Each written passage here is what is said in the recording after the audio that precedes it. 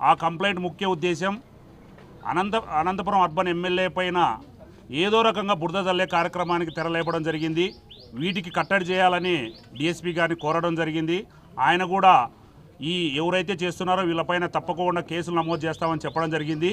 అంతేకాకుండా గత కొన్ని నెలల ముందు కూడా కొంతమంది కొన్ని పాటలు అయితేనేమి కొన్ని యూట్యూబ్ ఛానల్స్లో కొన్ని చేయడం జరిగింది. ఎమ్మెల్యే గారి పైన దుష్ప్రచారము.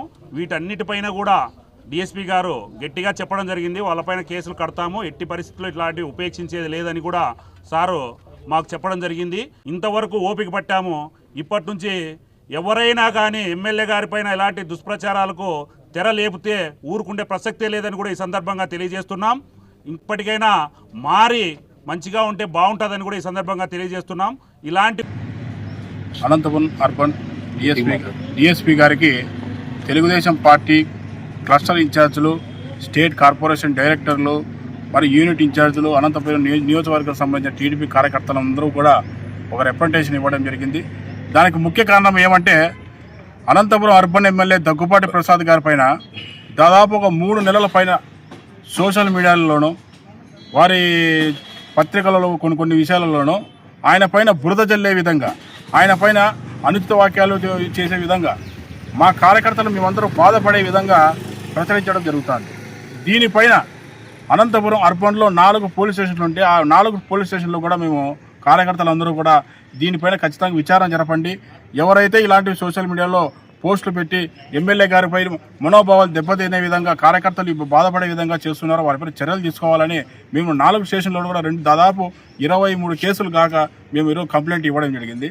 వాటిపైన ఇంతవరకు పోలీస్ అధికారులు యాక్షన్ తీసుకుని దానిపైన ఇప్పటికైనా కానీ దానిపైన దృష్టి పెట్టి ఖచ్చితంగా ఎవరైతే వారు ఉన్నారో వారిపై ఖచ్చితంగా చర్యలు తీసుకోవాలనే ఉద్దేశంతో మేము ఈరోజు డిఎస్పీ గారికి మొరబెట్టుకోవడం జరిగింది. అదేవిధంగా కొంతమంది పోలీసు అధికారులు అయితేనేమి ఇంకోరు వైసీపీకి సంబంధించిన నాయకులు అందరూ కలిసి ఈ విధంగా ఎమ్మెల్యే గారి పైన బృదజల్లే చేష్టాలు చేస్తున్నారు. ఖచ్చితంగా వీరిపైన యాక్షన్ తీసుకోవాలని డిఎస్పీ గారికి మేము అందరూ కూడా వినతి పత్రం ఇచ్చి మేము ఆయనకు వినపించుకోవడం జరిగింది.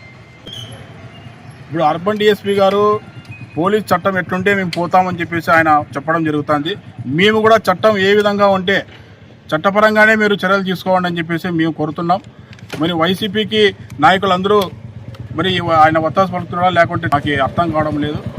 ఖచ్చితంగా ఏవైతే ఇలాంటి ఆరోపణలు ఉన్నాయో వారిపైన ఎంక్వైరీ చేసి విచారణ జరిపి ఎవరైతే బాధ్యులు ఉన్నారో వారిపైన చర్యలు తీసుకోవాలి, కేసు కట్టాలని చెప్పేసి మా టీడీపీ కార్యకర్తలందరూ కూడా మా బాధను వ్యక్తం చేస్తున్నాం. ఏదైతే గతంలో దగ్గుపాటి ప్రసాద్ అన్న గారికి వ్యతిరేక వర్గాలు కొన్ని విషయాల్లో తనని బురద జల్లే విధంగా మాట్లాడడం, పాటలు పెట్టడం, ఇవన్నీ ఎన్నో నెలలుగా మేము పోలీస్ సిబ్బందికి కంప్లైంట్లు ఇవ్వడం జరిగింది. కానీ వీళ్ళు పడచెవున పెట్టి ఒక్కటి కూడా పట్టించుకున్న పాపాన పోవడం లేదు.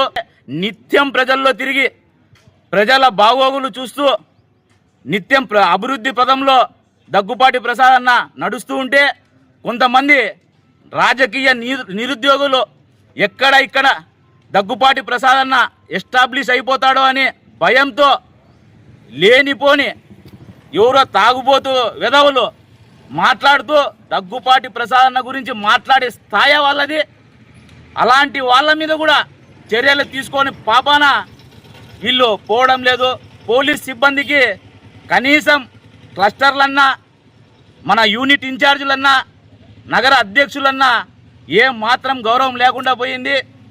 కనీసం కూర్చోమని పాపాన ఈ పోలీస్ సిబ్బంది పనిచేయడం లేదు.